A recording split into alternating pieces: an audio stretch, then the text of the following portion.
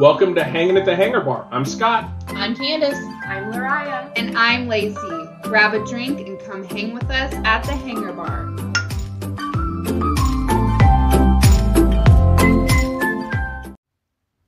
Hey everyone, welcome back to Hanging at the Hangar Bar. This is Candice, and I'm going to be with you solo today for our first in what I hope becomes a series of travel tips with Candice.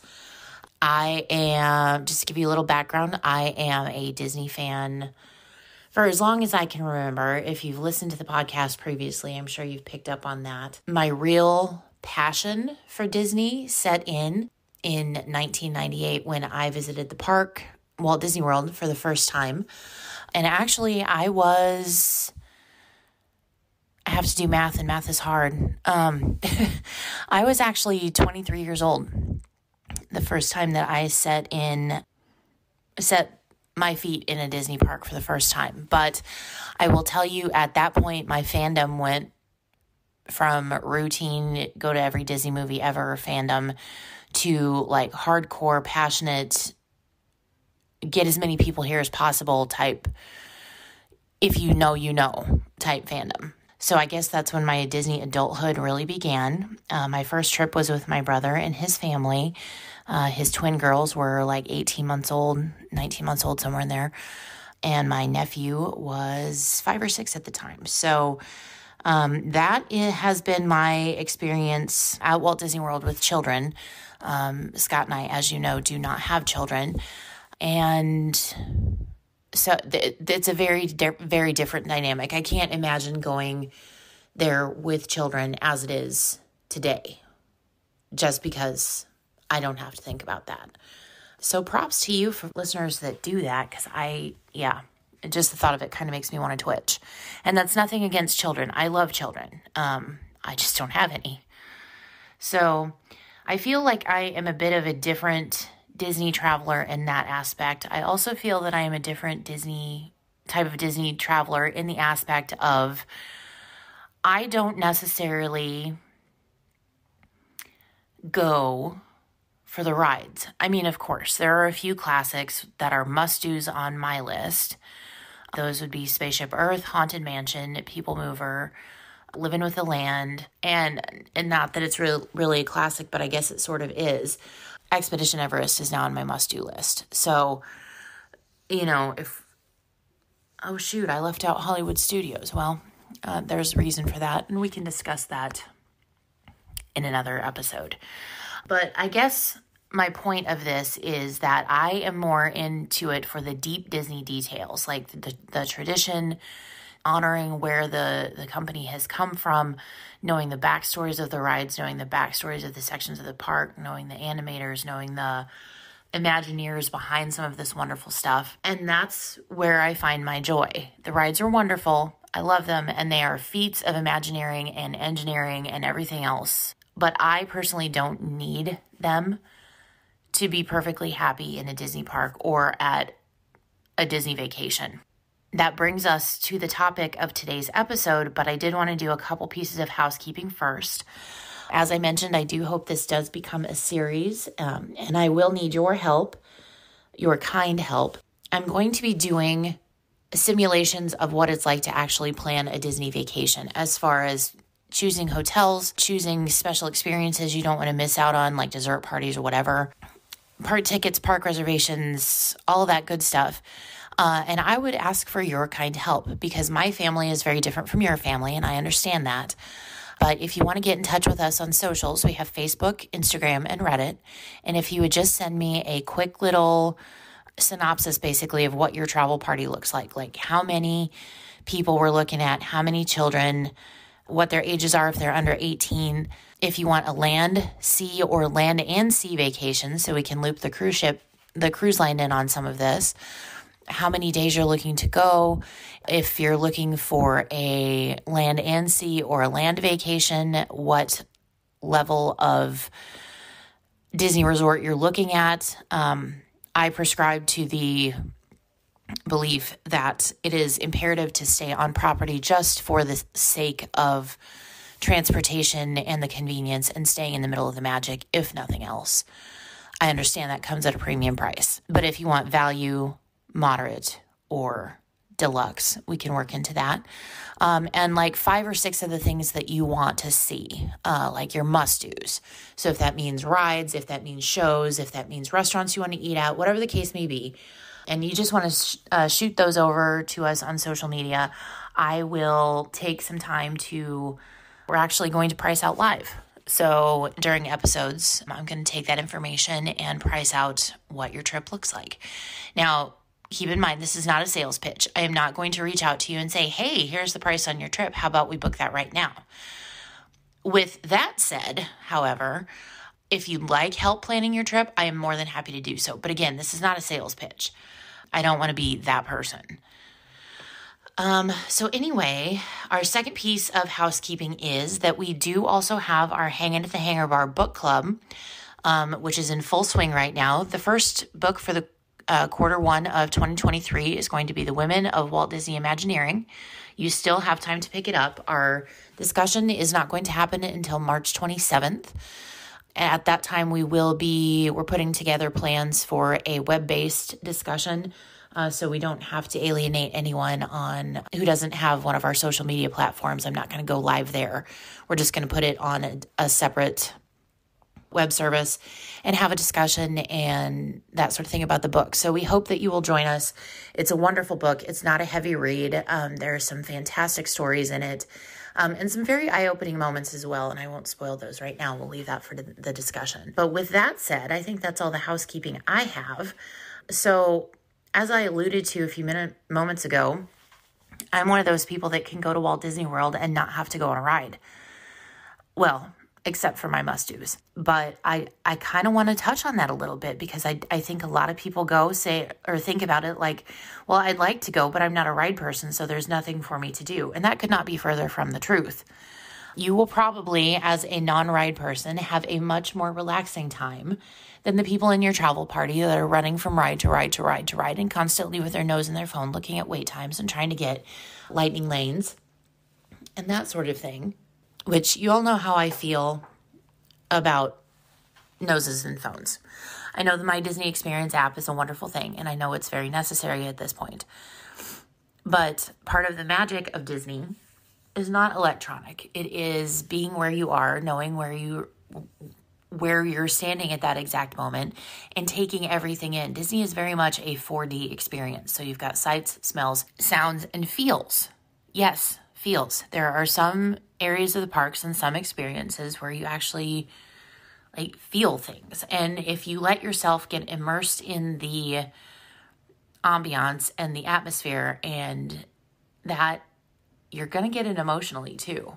And that's very intentional on Disney's part. So with that said, I am going to be talking about how to enjoy your Disney vacation without going on rides. And then a little bit about group planning for those people who have both types of folks in their group, both riders and non-riders. So even before you go into the parks, our normal thing, and this goes back to my very first trip there, our normal thing on our first day there, since we are non-local, we fly in, we generally, last time we drove, which wasn't actually a bad idea because we got to start our day with breakfast at Walt Disney World. We went to the Polynesian, we had breakfast, and then we started our day. But we didn't actually go into the parks on that first day. We did my normal first day activities. Let me explain. So being from out of state, typically we leave on the earliest flight out, which is generally about 5 a.m. Then we have a nice layover, and I don't plan any shorter layovers than an hour just for delays and things like that. So we have a nice layover in Jackson Hartsfield or Hartsfield Jackson, whatever it is, Atlanta. We'll go there. Have a nice layover there, get on another plane, head into Orlando. So by the time we get there, get on the plane train in Orlando, find baggage claim because, Magical Express isn't a thing anymore, and I really think it should be. Disney, bring that back, please. And I know that was a contract with Mears, and I know there's the Sunshine Flyer, and all of this, but it's still not the same as Magical Express. And it bums me out because it cut some of the magic, in my opinion. How magical is it when you check your bags at the airport and they show up at your resort in your room later that day? It's magical, honestly. And it's probably a money thing. And yes, we're not going to talk about that, but I wish Magical Express would come back. There, I said it. Anyway, so you get there and it's like 1:30, 2 o'clock, somewhere in there in the afternoon. Typically, a person's hungry after traveling and that sort of thing. So then it's go find lunch. So either go to your resort and go to the food court or sit down or whatever you can find there, or you head over to Disney Springs and you find what you can there. So I don't necessarily think it's 100% imperative to go into a park on your first day. I think doing that, in my opinion, sort of is an overwhelming experience because you, as an introvert, and we're going to talk about being an introvert at Disney a little later this season, but being an introvert at Disney is very overwhelming. And when you're having to be in a group of people that's traveling, so through the airports and the plane experience, and then you immerse yourself back into the large group of people in a theme park where you're running around trying to do things because you paid $100 plus something to get into the gate. So you want to get in there and, get as much done as possible. And I totally understand that. That doesn't really start off a great vacation, in my opinion, because it's just stress after stress after stress after stress, especially if you took mass transit from the airport to the resort. Once again, Sunshine Flyer, something like that. My recommendation would be hire a car. I know not everybody can do that. Lyft, Uber, whatever, that works too. But that, again, that's me. That's my comfort zone. But anyway, going back to what I was saying, I don't think that it's a wise idea to just cause stress very, very early in the morning for yourself and keep that going all day long. You're going to be exhausted. Not that you aren't anyway, but it's just going to be a very exhausting experience. So going to Disney Springs or going to explore your resort, something like that, is going to give you that little break and time to reconnect with your travel party, give everybody a chance to chill out for a minute, get something to eat, and then you can kind of talk about what you're looking most forward to about your vacation. If you haven't made your must-do list, that's probably a little bit late because now with the park reservation system, you do need to have those things kind of planned out so you can have your reservations made. But you can talk about what you're excited about. If you go to Disney Springs, there is a multitude of things to do, including shopping, just walking around. There's a stage. I'm not sure how often they do concerts there, but I do know that it is fairly active. You may get in on some street performances. There's always things to look at and see and do. There's the crazy little birds down there that are fun to watch. Just all kinds of things. And there's also things to do like miniature golf. I have not been to the Winter Summerland miniature golf course. I have been to Fantasia Gardens, and Scott and I went miniature golfing, a couple trips ago, and we were all excited. Well, we were excited to try it because we'd never been. So, new thing on the list, right? Well, we got there, and unfortunately, the Fantasia side of the golf course was closed for refurb, which that was my entire purpose of wanting to go there, because each of the holes does something different related to Fantasia. There's music, there's water features, there's all kinds of things, and it looks really, really cool. So that started off kind of on a note, but I did agree to play on the other half, and I can't think of what it is. Fantasia Greens, maybe? I can't remember. Anyway, we got set up, we got our putters, we got our balls, and that course was tough. And I don't know, I've not played the Fantasia side of it, so I don't know, that one could be challenging as well. I think it probably is. But we're going to call it Fantasia Greens because I can't think of what else it is called.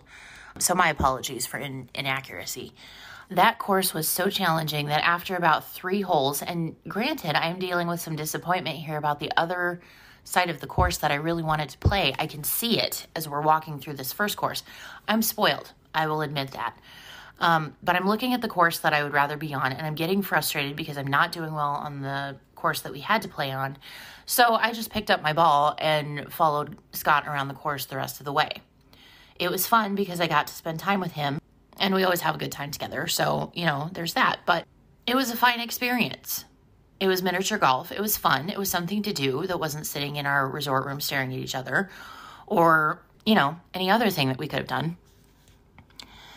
So it was fun, and I would do it again. I would just hope that the Fantasia portion of the course was open, but that is an option. So yeah, that's stuff to do before you even get into the parks and you're not on a ride. There's lots and lots of things to do like in the parks if you don't want to go on a ride. With the advent of recent developments, in relatively new developments, not all that many years ago, alcohol was not allowed in parks, and now you can pretty much find alcoholic beverages in any of the parks other than Magic Kingdom. There you have to be at a table service restaurant to enjoy alcohol, but there are options for people that don't want to get on a ride. And I'm not saying that alcohol is the only option, but that's definitely an option. So some of the things that I like to do if I'm waiting for Scott, and yes, there are rides that I won't go on because I don't enjoy them. Space Mountain is one of those. I know it's a classic. I know it's iconic. However, I do not appreciate rides where I need a chiropractic adjustment when the ride is over, and Space Mountain is one of those for me. I don't appreciate it. I'm not going to take anything away from anybody that does. If it's a love of yours, fine, go for it. I'm not going to go on it. I'm going to go do something else. And one of those things to do is people watching. The first time that Scott and I were at Hollywood Studios, he wanted to go on Rock and Roller Coaster. And with my experience with Space Mountain, neither one of us had been on it before, so we didn't know how herky-jerky it was going to be. So I decided to sit it out. So I was just waiting in the little courtyard area that's right outside there. And all of a sudden I heard a very, very unpleasant noise of another guest becoming ill. We'll just put it that way. And it was an unpleasant experience. I will say I can't imagine how that poor guest felt. I think I'm gonna be sick. I will say that watching the cast members deal with that situation was nothing short of fantastic. It was handled quickly, efficiently, and with as little fuss and muss as possible to draw attention to it. But they were on it, and they made sure that the sick guest was okay. But I mean, you see all kinds of things when you're people watching, whether you want to or not, because people are just people, and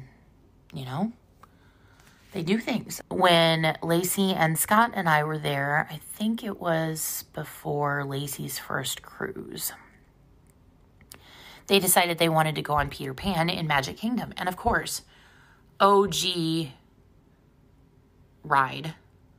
Iconic, amazing, a little overhyped in my opinion, but I get it. So whatever. But I'm like, no. It was before they redid the standby line, so it was all out in the sun and everything. And I'm like, no. If I'm going to sit in the sun, I'm going to sit in the sun and not stand in a line with a bunch of angry people.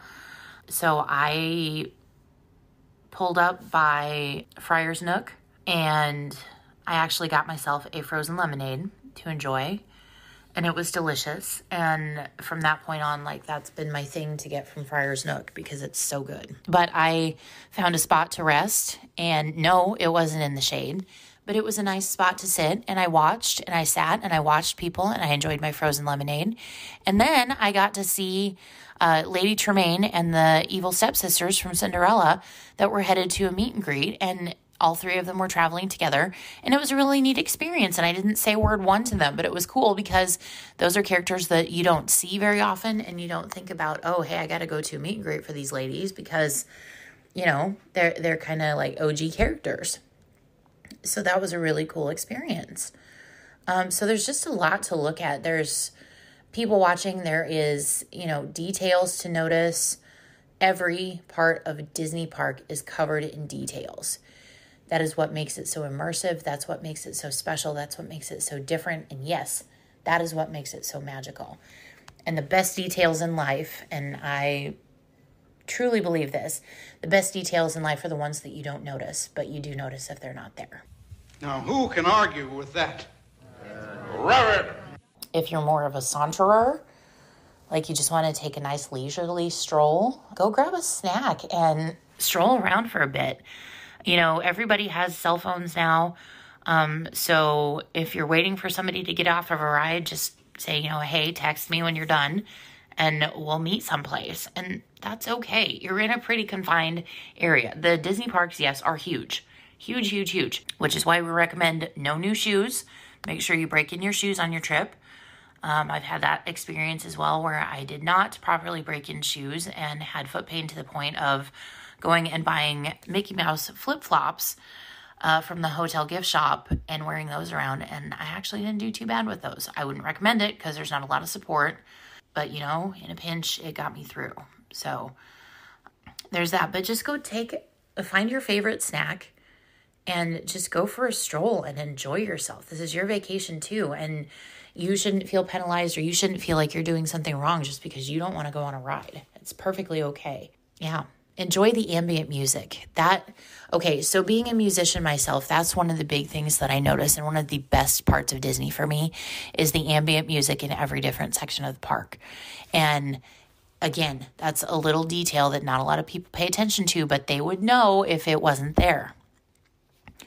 One real specific example of that is when we did our after hours adventure at Magic Kingdom.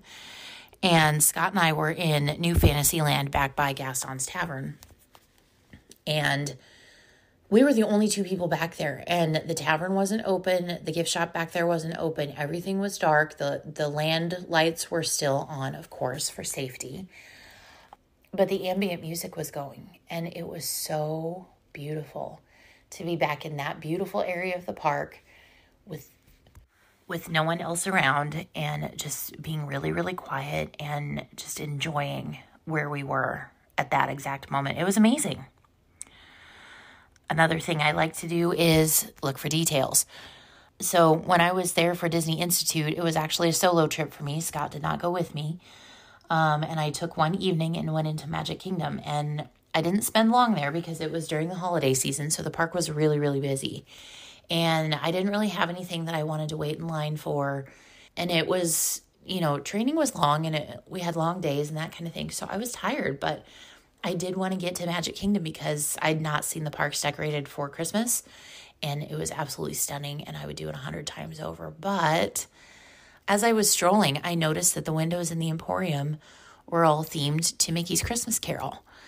And Christmas Carol in general is one of Scott's favorite Christmas stories. So I did get a couple pictures of the windows, but had I not been looking for details and just walking around with my head down or in my phone or, something like that, I would have missed it completely. And there's so much history and like the names on the windows on Main Street, USA, and the names on all of the signs, they all have meaning. It's not just like they're pulling names out of a hat. Most of them are Imagineers, and most of them are legendary Imagineers. So I feel that kind of thing is very important to remember because, again, we go back to the tradition where the company has come from and the people that made it happen. So, and are making it happen. And also, another part of that, as I say that, is have a chat with cast members. If you're not doing anything else and you're just hanging out and you see a cast member standing, why not talk to them? They are wonderful, magical people. I will say it 100 times over. This is a hill I will die on every single day. Cast members are the magic. They have fascinating stories to share. And as far as I know, they really like when guests speak to them and, treat them like humans because they're just wonderful people.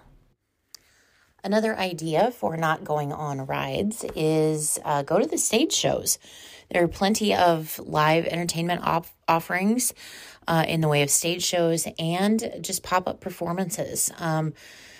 one specific example of this would be the drummers over in Harambe Village in Animal Kingdom. Of course, this is a trip hack, but get your celebration buttons. They're free. You can get them at guest services. You can get them in the lobby of your resort. But let people know that you're celebrating. Every day really should be a celebration. And there's lots of different buttons and that kind of thing that you can get for different things. But if you get them, magical things can happen. And Scott and I have actually been pulled into the dance portion of the Harambe musicians' performance in Animal Kingdom and gotten to dance with them. And that was a really, really cool experience. And it was because we took the time to stop and actually watch and that kind of thing.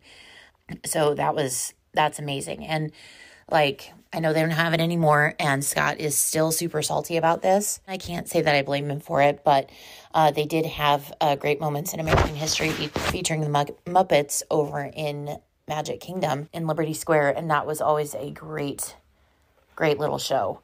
Lots and lots of talent. For you photo buffs out there, there's always options of taking photos of the theming in the areas of the parks. I know there is a group on Facebook, and I can't think of the name of it right now, but it's all about people that take pictures around Disney parks, and they catch some of the most amazing shots, like art-worthy shots, and it's amazing. It's beautiful. So take some time to do some of those things too, because the parks are so beautiful and they're kept up so well that I think that's a fun thing. And also, of course, shop. There are gift shops galore almost at the end of every ride. There's a gift shop of some sort. And then there's the standalone greats like the Emporium on Main Street USA in Magic Kingdom. And then, of course, Disney Springs. I mean, hello. You've got the world's biggest Disney store. Yes, please. So just do some shopping and, think about the souvenirs that you're going to want to take home. Find some unusual ones. For example, Scott and I bought a carved wind chime from one of the shops in Animal Kingdom, and it's hanging in our kitchen. And I love it. It's one of my favorite souvenirs we've ever gotten because it's not your typical mouse ear sweatshirt situation. Not that there's anything wrong with those, because we do have plenty of those as well. But just look for some off the beaten path kind of souvenirs. Now, if you're going with a group and you've got both ride people and non-ride people, there are plenty of things to do to wait for your group. You can wait in the area of the attraction and notice the detail and the theming and people watch and all of these other things. Find a spot of shade and have a seat and rest. There's snack stands and drink stands and those kind of things pretty close to most attractions, so you can certainly do that. Stay hydrated. Another pro tip is to keep in mind that quick service restaurants all offer free ice water. I do say that with a word of caution. I know they're getting better about installing bottle fillers in different locations of the parks, but please don't be that person that uses the ice water in the quick service locations. If it's self-serve, please don't use that water to fill up your water bottles. Make sure that water is available for other guests, and don't create extra work for the cast members, please. Just use a bottle filler or water fountain or something for your water bottle. But do have a cup of ice water. They're pretty good size, and they'll do the trick. Again, explore the shops. There may be something that, your party is not ready to calm down after a ride and they just need to go. And so you're not going to get to go through that shop and look maybe as carefully as you want to. So that's always a good idea. And then if you have favorite characters, which you should, and you're looking at My Disney Experience and you see that they have a meet and greet for your favorite character that maybe not everybody in your group is crazy about meeting, go do a meet and greet on your own.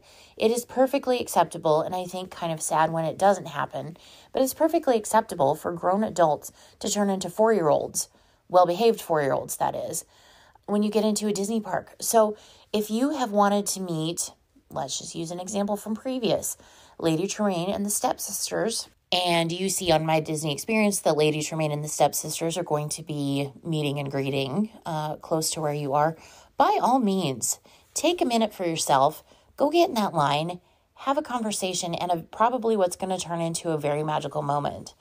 I will say about meet and greets that it's always helpful. Again, as an introvert, I have to gear up for these things, and I try and prepare some of the things that I want to say so I don't just stand there durr,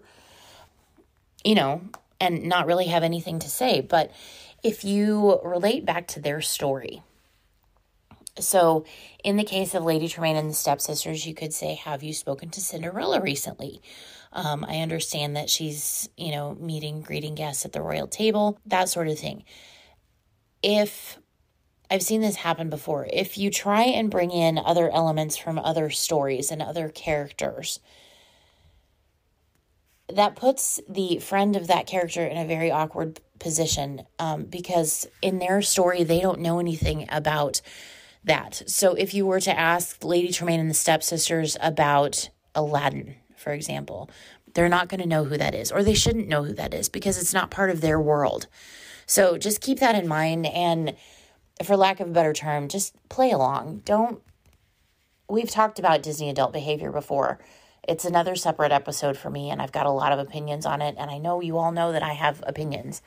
But just play along and be a good Disney adult. It's important. It's important. So going back to the conversation about traveling in groups, just because you're traveling in groups, in a group of people, does not mean that you need to stick together and travel as a group throughout your whole day. We've been kind of toying around the idea of a big group trip for some of our friends. And I know that not all of us have the same interests and the same desires and all of this. And our Disney experience is going to be very, very different. We have some that like rides, some that don't, some that may want to just hang out at the resort, which is fine. But I guess my point to this is just because you arrive as a group does not mean that you need to stick as a group the entire time.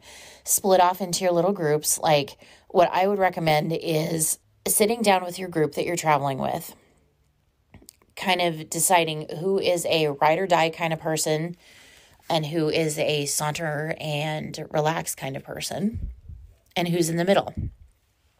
For each of those groups, make a list of maybe 5 or 10 things. 10 is going to be a stretch, I'll be honest.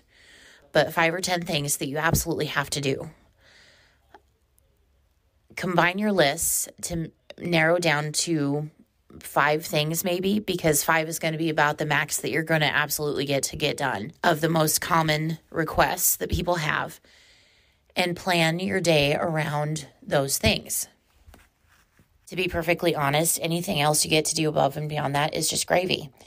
But so you go and you make these plans and you do your 5 things. You're in groups of these people, and then you make a plan. After you've planned all these things out, you make a plan on where you're going to meet that evening, either for dinner or after dinner or whatever. And then you come back as the whole group during that time for dinner, cocktails, whatever the case may be. It may be a fireworks show. You come back together during that time. You talk about your day. You share your experiences. And you get to be together for that time, which is also very magical. And then that way, if you have some quiet time with some of your favorite people, you get to know people that maybe you don't know so well because they fit into your group of being a ride or die, or, being a saunter and snack, or being somewhere in the middle. And then you get to be back with your people, all of your people, for the evening, and you get to share your experiences, and maybe it may trigger something that you want to try for the next time. Like if something about a ride concerns you, if you're scared of it or whatever, and somebody says, you know what, it's really not that bad, then maybe you'll want to try it next time. So those kind of experiences can be very, very helpful. And there's a lot of nuance to traveling with a group, especially a group of adults, because, everybody has their own opinions, everybody has their own desires, everybody has their own activity level of what they want to do. There may be some half-day park people, half-day go back to the resort and chill at the pool people. That's okay too. You can figure all of that out, but you just have to communicate as a group and then decide on how you're going to bring it back all together. Again, there are lots and lots of ways to enjoy the Disney parks. even as a non-ride person. And I would be glad to dig more into that. If you have questions, hit us up on socials. Let us know. Again, I would appreciate it very much if you hit us up on socials and share your ideal Disney trip for your family. And we will do some trip planning in future episodes. I guess that's all I have for you today. I hope you've enjoyed this episode. I hope it has been helpful. It's my first solo, so I'm a little bit nervous about it, but I hope it went well. And I look forward to hearing from you. Take care of yourselves. Take care of each other. And remember, there's a great, big, beautiful tomorrow, and we'll see you real soon.